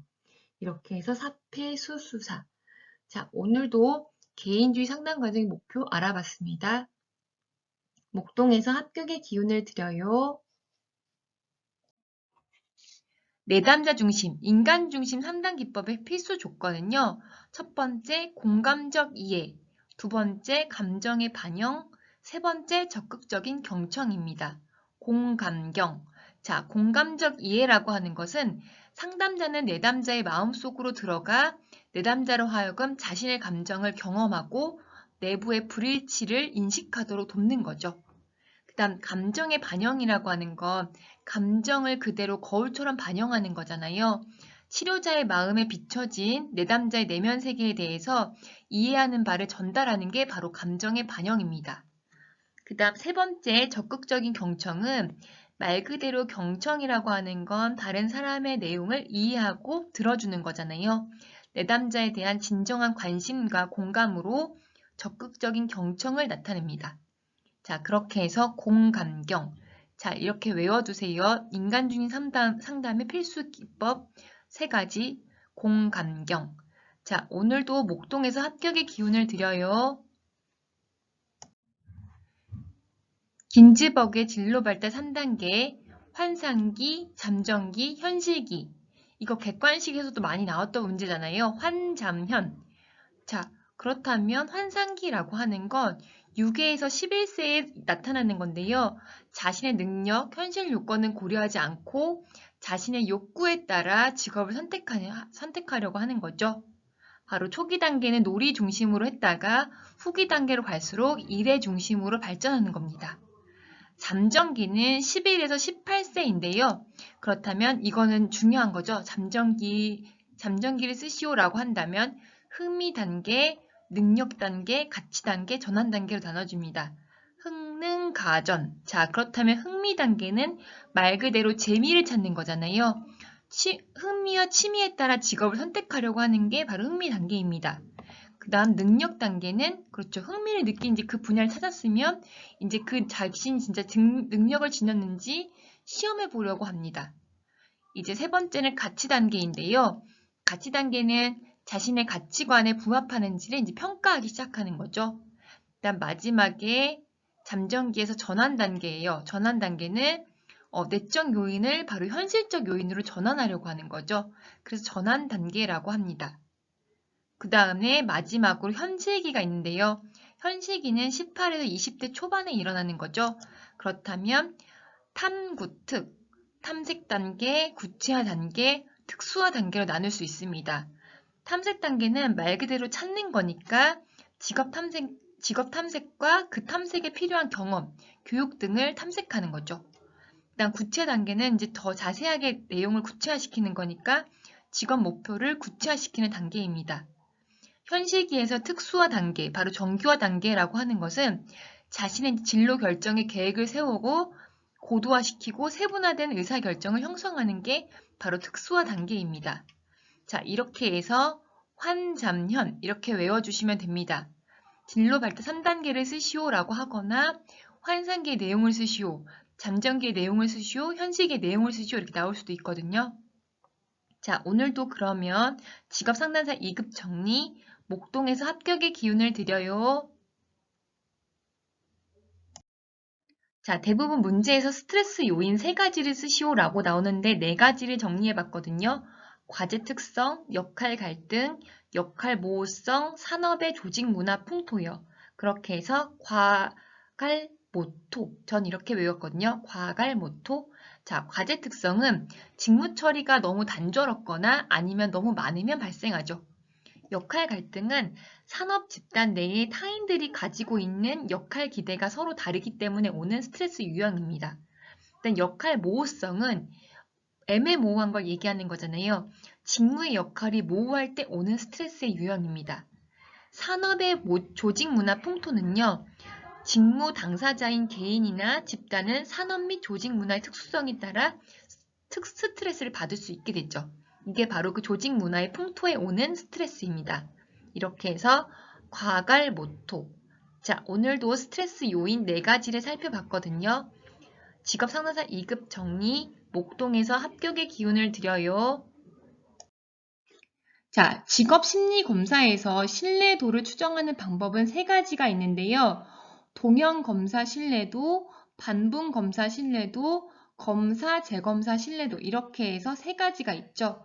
동반검 이렇게 외우시면 됩니다. 동반검. 자, 그렇다면 동형 검사라고 하는 거는 말 그대로 동형이라고 하는 건 유형이 비슷하다는 거잖아요. 동일한 수검자에게 첫 번째 실시한 검사와 동일한 유형의 검사를 실시하는 겁니다. 그렇게 해서 일관성을 찾는 거죠. 그 다음 2번째는 반분 검사 신뢰도가 있어요. 반분이니까 하나의 검사를 반으로 분리합니다. 그게 반분이죠. 그걸 반으로 분리해서 검사를 실시하는 게 반분 검사 신뢰도라고 합니다. 그 다음 3번째, 검사 재검사 신뢰도라고 하는데요. 하나의 검사를 시기를 달리하여 2번 측정하는 거죠. 검사 1번 하고 2번째 검사하는 거니까 재검사. 검사, 재검사 신뢰도는 하나의 검사를 하는데 시기를 달리해서 2번 실시하는 걸 얘기합니다. 이렇게 해서 반복 측정하게 되는 거죠. 2번 검사하는 거니까요. 자, 이렇게 해서 오늘도 신뢰도 추정 방법 3가지, 동반검 이렇게 외워두시면 됩니다. 자, 직업 상담사 2급 정리, 목동에서 합격의 기운을 드려요. 갤라트가 제시한 진로 의사 결정 단계 8단계. 첫 번째, 목표 설정, 정보 수집. 3번째, 대안 열거. 4번째, 대안 결과 예측. 5번째, 대안 실현 가능성 예측. 6번째, 가치 평가. 7번째, 의사 결정. 8번째, 평가 및 재투입입니다. 만약 이렇게 순서대로 8단계를 쓰라고 하면 이렇게 쓰면 되거나 아니면 네모칸에 빈칸을 주거든요. 그런 식으로 작성하면 돼요. 그런데 혹시라도 내용을 쓰라고 한다면 그 부분을 알아야겠죠. 목표 설정은 자신의 가치관, 열망 같은 것을 고려해서 어떤 목표를 달성하고 싶은지 명확히 정의하는 것입니다. 정보를 수집하는 거는 말 그대로 정보를 모으는 거잖아요. 직업의 특성, 요구되는 역량 등을 조사하고 비교하여 가능한 선택지를 확장시킵니다. 대안을 열거하는 것은 정보를 수집한 다음에 가능한 직업의 대안을 열거하는 거죠. 그 다음 대안의 결과를 예측합니다. 직업의 장단점을 평가하고 대안의 결과를 예측해 보는 거죠. 그 다음 대안 실현 가능성을 이제 예측해 봅니다. 결과 예측한 후에 얼마만큼 실현 가능한지 예측하는 거니까 자신의 능력, 시간, 자원 같은 것을 생각해서 직업을 실제로 달성할 수 있을지 없을지 실현 가능성을 예측해 보는 거죠. 그 다음 6번째로는 가치평가예요. 가치를 평가한다는 거는 우리가 그 진로우선 결정 단계에서 대안들을 가치적 관점에서 평가하고 자신의 가치관과 목표에 맞는지를 함께 고려해 보는 거죠. 그 다음 의사결정 단계에서는요. 확보한 정보와 평가를 종합하여 최종적으로 직업을 선택하고 그다음 자신의 목표와 가치, 그런 가능성을 고려해서 이제 결정하는 겁니다. 그 단계가 바로 의사결정 단계이죠. 그다음 마지막 8번째는 평가 및 재투입이잖아요. 선택한 직업에 대한 성과를 확인하고 목표에 도달했는지를 이제 평가하는 겁니다. 만약 그게 맞지 않는다면 다시 재투입 단계를 해서 다시 진로 의사 결정 단계로 시작하는 거죠. 자, 그렇게 해서 진로 의사 결정 단계 8단계를 알아봤습니다. 목표 설정, 정보 수집, 대안 열거, 대안 결과 예측, 대안 실현 가능성 예측, 가치 평가, 의사 결정, 평가 및 재투입, 이렇게 해서 8단계입니다. 자, 오늘도 목동에서 합격의 기운을 드려요. 자, 진로 상담 과정에서 관계 수립을 위한 기본 상담 기술 6가지. 공감, 경청, 명료와 반영, 직면, 요약과 재진술입니다. 자, 대부분 5가지를 쓰라고 나오기 때문에 기억나시는 걸 잘 정리했다가 쓰시면 됩니다. 공감은 상담자가 자신이 직접 경험하지 않고도 내담자의 감정을 거의 같은 수준으로 이해하는 능력이죠. 공감하는 거잖아요. 그다음 경청이라고 하는 건 잘 들어주는 거니까 내담자가 표현하는 언어적 의미 외에 비언어적인 의미까지 세심하게 주목하는 것을 이야기합니다. 명료화라고 하는 것은 내담자의 모호한 생각과 감정의 표현을 상담자가 분명하게 밝히는 것을 이야기하는 거죠. 다음 반영이라고 하는 것은 내담자의 생각과 말을 상담자가 다른 참신한 말로 구현하는 것을 이야기합니다. 직면은 완전히 다가와지는 거니까 상담자가 내담자의 말의 불일치를 지적해 주는 것입니다. 바로 직면해서 얘기해 주는 거죠. 요약과 재진술은요, 상담자의 진술이나 상황을, 그러니까 사건 같은 그런 거에 대한 핵심 내용을 상담자의 말로 요약하고 바꾸어 되돌려주는 기술을 이야기합니다. 그게 바로 재진술인 거죠. 요약과 재진술. 자, 이렇게 6가지를 얘기했는데 대부분 5가지 쓰라고 하기 때문에 이 중에서 여러분은 5가지 선택해서 잘 공부해 두시면 됩니다. 자, 오늘도 직업 상담사 2급 정리, 목동에서 합격의 기운을 드려요. 정신분석 상담에서 불안의 유형 3가지. 신경질적 불안, 현실적 불안, 도덕적 불안이 있죠. 신경질적 불안은 자아와 원초와 간의 갈등이에요. 본능이 통제되지 않아서 생기는 불안이죠. 현실적 불안은 현실에서 지각하는 실제적 위험을 느끼는 자아의 불안 상태를 얘기하는 거죠. 그 다음 도덕적 불안은 원초아와 초자아 간의 갈등을 이야기합니다. 수치심과 죄의식을 느끼는 불안 같은 것을 도덕적 불안이라고 하는 거죠. 자, 오늘도 직업상담사 2급 정리, 목동에서 합격의 기운을 드려요.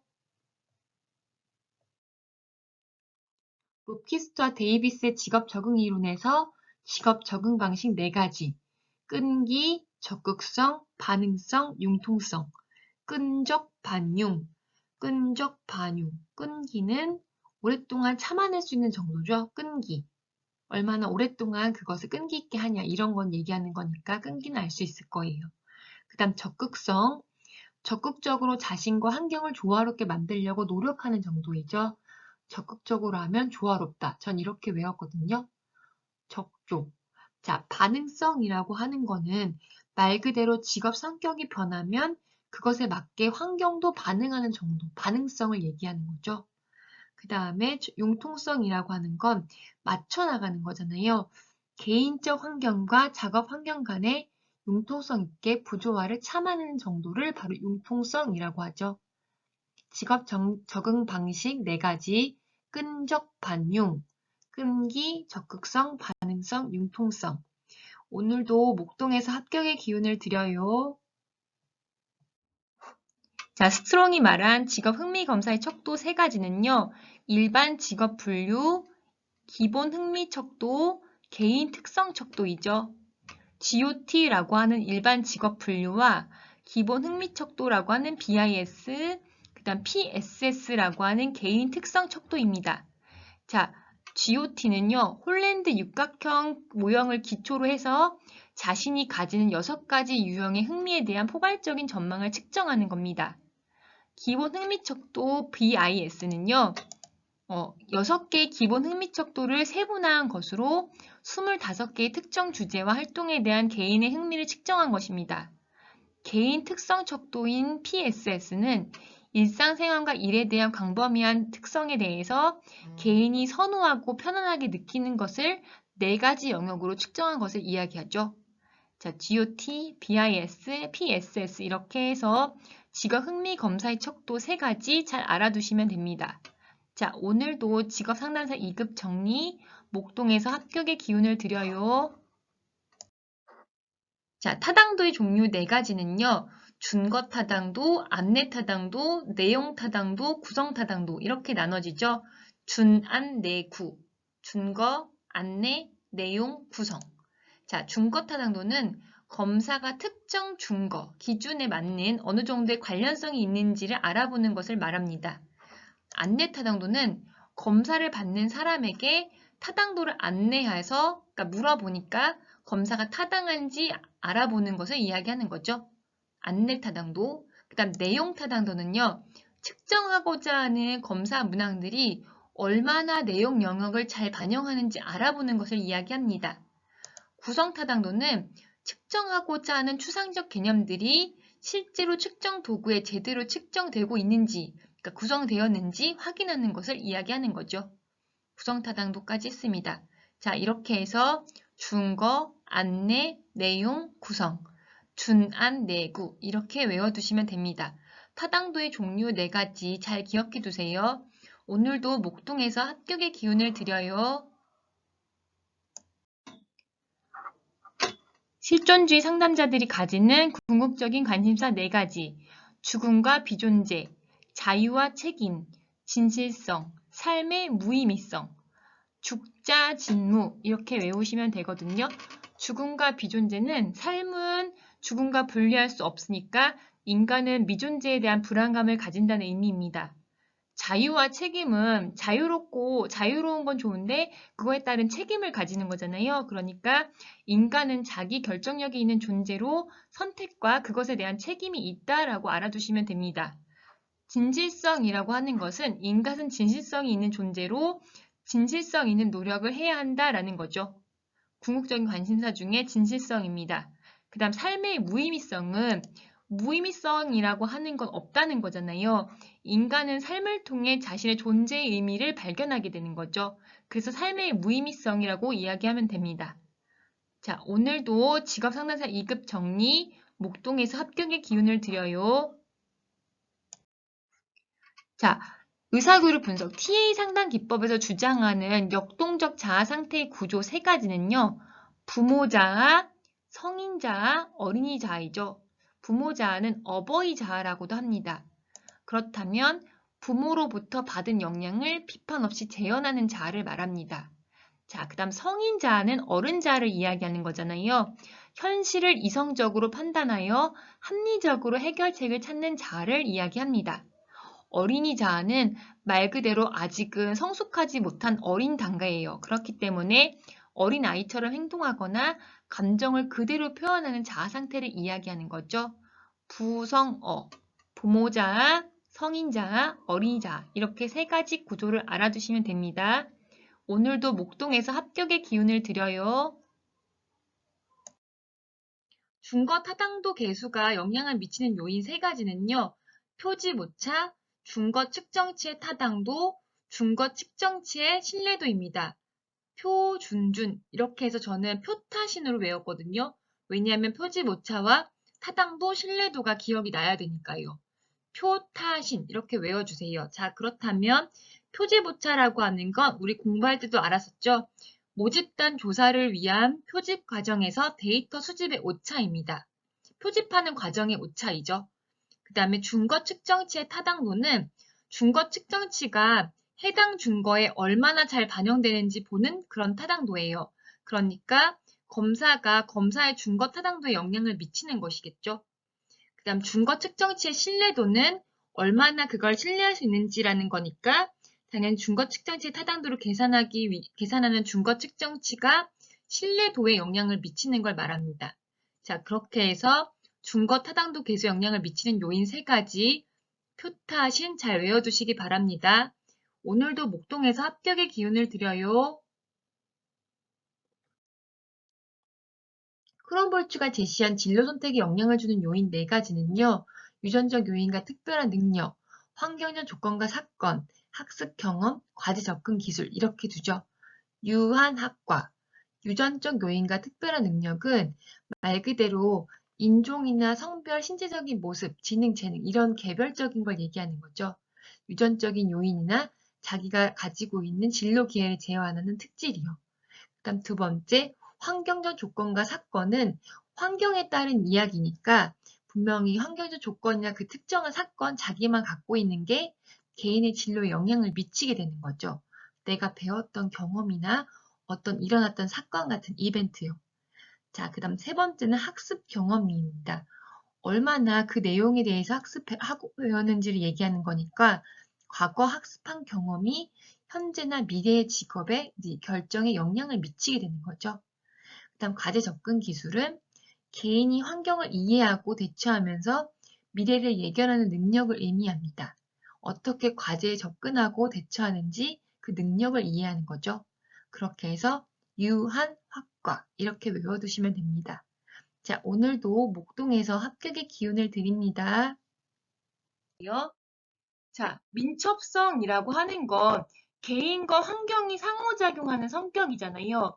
민첩성, 역량, 리듬, 지구력에서 민첩성은 말 그대로 빠르게 하는 거잖아요. 그렇다면 과제를 얼마나 일찍, 빠르게 완성하는 정도의 관계를 얘기합니다. 바로 정확성보다는 속도를 중시하는 거죠. 빠르게. 자, 그 다음 역량이라고 하는 건 근로자들의 평균 활동 수준이에요. 얼마나 그걸 갖고 있는지 수준 활동이요. 자, 그 다음 리듬은 활동에 대한 다양성이죠. 이렇게 리듬을 타는 것처럼 다양성을 이야기합니다. 그 다음 지구력이라고 하는 건 말 그대로 오랫동안 하는 거니까 다양한 활동 수준의 기간을 의미하는 거죠. 자, 오늘도 이렇게 해서 직업 상담사 2급 정리, 목동에서 합격의 기운을 드려요. 직무 분석 방법 중 최초 분석법 5가지는 여러 가지가 있지만 여러분 여기에서 5가지, 뭐 3가지 이렇게 쓰라고 얘기가 많이 나오거든요. 그렇다면 관철법, 면접법, 체험법, 설문지법, 중요사건 기록법 이런 정도로 지금 추려놨거든요. 관면, 체설중 이렇게 해서 외워주시면 됩니다. 관찰법은 말 그대로 직무 활동하는 걸 관찰하는 거예요. 그러니까 현장에서 직무 수행자의 직무 활동을 관찰하여 내용을 파악하게 되는 거죠. 면접법은 면접을 직접 보는 건데 그 내용을 물어보는 거예요. 직무에서 오랜 경험이나 지식을 가진 직무 담당자의 면접을 통해 직무를 분석하는 거고요. 체험법은 직접 체험해 보는 거죠. 직무 활동을 통해 체험해 보고 직무 분석 정보를 얻는 방법입니다. 그 다음 설문지법은 설문지를 돌려서 내용을 기술하게 하고 정보를 얻게 하는 방법이죠. 그 다음 중요사건 기록법은 말 그대로 여러 가지 사건이 있잖아요. 직무를 성공적으로, 그러니까 성공한 경우나 실패한 경우도 있는데 이때 자료와 정보를 수집하여 사건을 알아내어 지식이나 기술, 정보 같은 걸 얻는 방법이죠. 자, 그렇게 해서 관면, 체설중, 최초 분석법 5가지를 외워두시면 됩니다. 오늘도 목동에서 합격의 기운을 드려요. 산업, 산업활동, 산업분류의 정의와 범위에 대해서 알아보겠습니다. 산업. 자, 말 그대로 산업이라고 하는 건 그 유사한 성질을 가지는 산업활동을 생산 단위 집합끼리 모아놓은 거죠. 걔네들의 생산 단위 집합을 이야기합니다. 그 다음 산업활동이라고 하는 것은 활동하는 거잖아요. 그러려면 당연히 각 생산 단위가 가지는 자원, 그러니까 노동, 자본, 원료 같은 것을 투입하여 재화나 서비스를 생산하는 활동 과정 전체를 이야기합니다. 일단 범위로 따진다면 산업활동의 범위는 영리적이거나 비영리적 활동이 모두 포함돼야 되죠. 그렇지만 가정 내의 가사활동은 돈을 벌거나 이런 게 아니기 때문에 이런 거는 가사활동은 제외합니다. 그 다음 산업 분류로 따진다면 생산 단위가 주로 수행하고 있는 산업활동을 유사성에 따라 유형화한 것이죠. 유사성에 따라 유형한 것은 산업 분류라고 합니다. 자, 오늘도 직업 상담사 2급 정리, 목동에서 합격의 기운을 드려요. 게슈탈트 형태주의 상담은 상담기법 3가지가 있는데요. 우선은 상담기법 3가지 이상 쓰시오라고 한다면 우선 이렇게 4가지를 한번 외워보고 그 3가지를 쓰시면 됩니다. 욕구와 감정의 자각, 빈의자 기법, 과장하기, 꿈 작업이요. 욕빈 과꿈 이렇게 외우시면 되는데요. 욕구와 감정의 자각은 말 그대로 욕구와 감정을 느끼는 거잖아요. 내담자가 느끼는 욕구와 감정을 자각시키는 거죠. 빈의자 기법은 빈의자, 말 그대로 의자가 빈의자라고 생각을 하고 거기에다 투입하는 거예요. 현재 없는 사람이 실제 의자에 앉아 있는 것처럼 투사하여 내담자의 감정을 표현하는 거죠. 과장하기 기법은 내담자의 행동과 언어를 과장하여서 욕구와 감정을 명확히 자각하는 겁니다.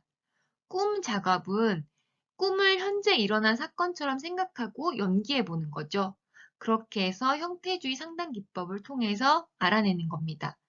자, 직업 상담사 2급 정리, 목동에서 합격의 기운을 드려요. 기혼 여성의 경제활동에 영향을 미치는 요인 6가지, 실질 임금률, 배우자의 임금 수준, 교육 수준, 자녀의 수화 연령, 파트타임 형성, 전반적인 실업률 등이 있죠. 그래서 저는 실배, 교자, 파전 이렇게 외웠습니다. 기혼 여성과 관련된 내용이니까 실배, 교자, 먹는 걸로 교자, 그 다음 파전 이렇게 해서 외운 거죠. 실질 임금률이라고 하는 건 혼인에 따른 격려 단절 때문에 낮은 실질 임금률을 가지게 되잖아요. 그러니까 실질 임금률을 생각하시고 배우자의 임금 수준, 높은 수준인지 낮은 수준인지에 따라서 경제활동에 영향을 미치게 되죠. 그 다음에 얼마만큼 배웠는지 교육 수준도 당연히 중요한 영향을 주고요. 그 다음 자녀 수가 많거나 어리면 이것도 경제활동에 영향을 미치죠. 그 다음 파트타임을 형성하게 되잖아요. 시간제 같은 거. 그 다음에 전반적인 실업률 문제가 바로 경제활동에 영향을 미치게 됩니다. 자, 오늘 그러면 직업상담사 2급 정리, 목동에서 합격의 기운을 드려요. 보딘의 심리적 원인 5가지, 선택의 불안, 확신의 결여, 의존성, 내적 갈등, 자아 갈등이라고도 하죠.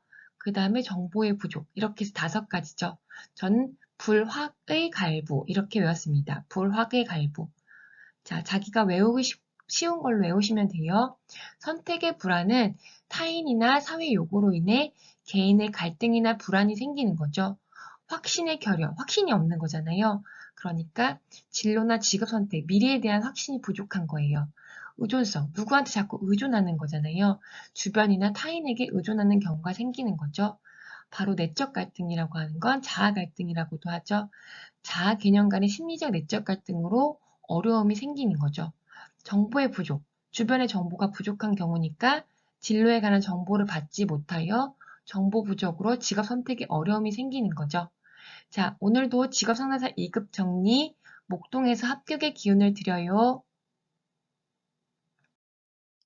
자, 크리트의 포괄적 직업 상담의 상담 과정은 진단 단계, 명료화 단계, 그 다음에 문제 해결 단계 이렇게 3단계로 나눠졌거든요.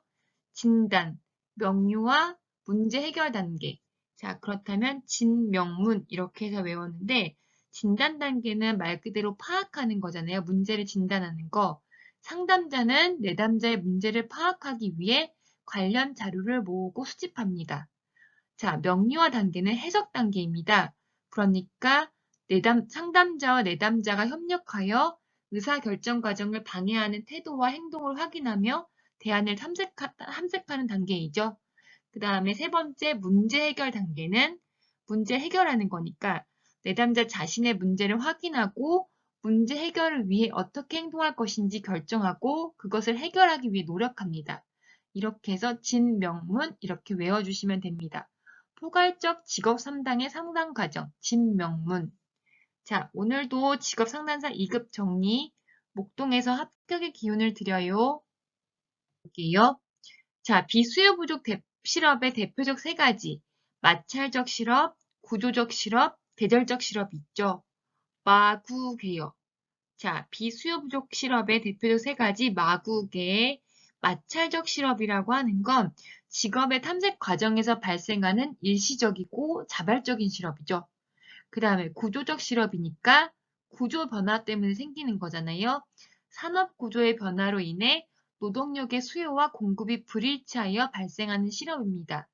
그 다음 계절적 실업은 계절에 따른 영향을 미치는 실업이니까 계절에 따른 노동 수요 감소로 건설이나 농업이나 관광 같은 것에서 발생하는 실업을 이야기하는 거죠. 비수요 부족 대표적인 실업 세 가지 잘 알아두세요. 마구계, 직업 상담사 2급 정리, 목동에서 합격의 기운을 드려요. 자, 실업률을 구하시오라고 한다면 이건 바로 주어지는 조건이잖아요. 15세 이상 인구, 비경제활동 인구, 취업자 수. 자, 그렇다면 주어지는 조건을 가지고 계산만 하면 됩니다. 실업률을 구하는 공식은 당연히 알고 있어야 되죠. 이거는 꼭 외워두세요. 실업률은 경제활동 인구분의 실업자, 그 다음에 곱하기 100을 하는 거죠. 곱하기 100을 잊어버리시면 안 됩니다. 왜냐하면 이건 퍼센트로 구하는 문제니까요. 자, 그렇다면 여기 주어진 조건 가지고 문제를 구할 수 있습니다. 첫 번째 단계에 자, 15세 이상 인구 알려줬잖아요. 그렇다면 경제활동 인구와 비경제활동 인구 두 가지를 더하면 됩니다. 그럼 알려준 값에 그렇죠. 경제활동 인구를 x로 놓고 14,716천 명을 비경제활동 인구로 넣으면 구할 수 있죠. 그럼 x값이 나옵니다.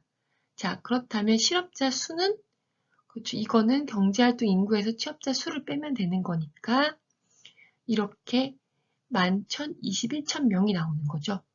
그렇다면 실업률 구할 수 있겠네요. 경제활동 인구분의 실업자니까 그렇죠. 여기에다가 21270,000명에 1121,000명 곱하기 100을 하면 값이 나오죠. 5.2703. 이렇게 나오는데 당연히 뒤에는 소수점 두 자짜리까지만 만들면 되니까 5.27%이다 라고 적으면 됩니다.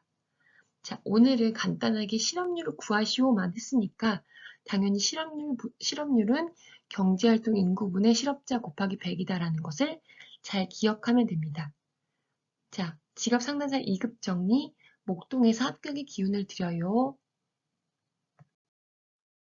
불안 감소 기법은 지금 여기서 세 가지가 있는데 홍수법, 주장훈련, 체계적 둔갑법, 홍주체 이렇게 외웠거든요.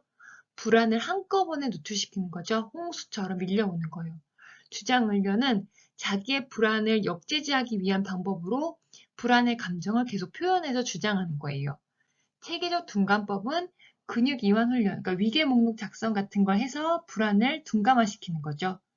자, 학습을 촉진시키는 건 말 그대로 학습을 더 좋게 만드는 거잖아요. 강화, 변별학습, 모델링, 토큰법이 있죠. 강변, 모토 이렇게 외워서 강화는 학습자에게 강화물, 보상을 제공하여 특정 행동 빈도가 높아지게 만들죠. 변별학습은 자극의 차이에 따라 서로 다른 반응을 보이도록 유도합니다. 모델링, 모방법은 다른 사람의 행동이나 결과를 모방하는 거죠. 토큰법은 바람직한 행동을 할 때마다 원하는 물건이나 교환 가능한 토큰으로 보상해주는 방법입니다. 자, 오늘 불안 감소 기법과 학습 촉진 기법을 배웠습니다. 자, 오늘도 직업 상담사 2급 정리, 목동에서 합격의 기운을 드려요. 자, 최저임금제의 긍정적인 효과 6가지. 노동자의 최저임금 수준을 보장함으로써 노동자의 최저생활을 보장하여 생활 안정을 높인다. 노동자의 생활 수준이 향상되어 노동력의 질적 상승을 높인다. 공정한 경쟁을 촉진하여 기업의 경영 합리화를 촉진시킨다. 저임금으로 인한 노사관계가 개선된다. 임금 격차가 완화되어 계층별 소득 분배를 개선한다. 노사관계가 개선되어 산업평화를 유지한다. 산업구조의 구도화에 기여한다. 이렇게 저는 7가지 적었는데 문제에 따라서 그거 해당하는 거에 만큼 적어주시면 됩니다. 자, 오늘도 직업상담사 2급 정리, 목동에서 합격의 기운을 드려요. 집단 상담의 장점, 단점을 쓰시오. 자, 그렇다면 장점부터 볼게요. 장점은 이렇게 하는 거죠. 성수사학효경. 저는 성숙도, 수용성, 사회성, 학습성, 효율성, 경제성을 이렇게 외웠습니다. 장점의 좋은 점이죠. 성숙도가 높다, 수용성이 좋다, 사회성이 높다, 학습성이 좋다, 효율성이 좋다, 경제성이 높다. 자, 단점이 되는 것은 바로 이겁니다. 개인 문제가 충분히 다루어지지 않는다는 점, 비밀 유지가 어려울 수 있다는 점, 개개인의 개성이 상실된 채 상담이 이루어질 수 있다는 점, 상담이 모두 개인을 만족시킬 수 없다는 점. 그래서 개비개만이요. 자, 이렇게 해서 장점과 단점을 알아두시면 될 것 같아요. 오늘도 직업상담사 2급 정리, 목동에서 합격의 기운을 드려요.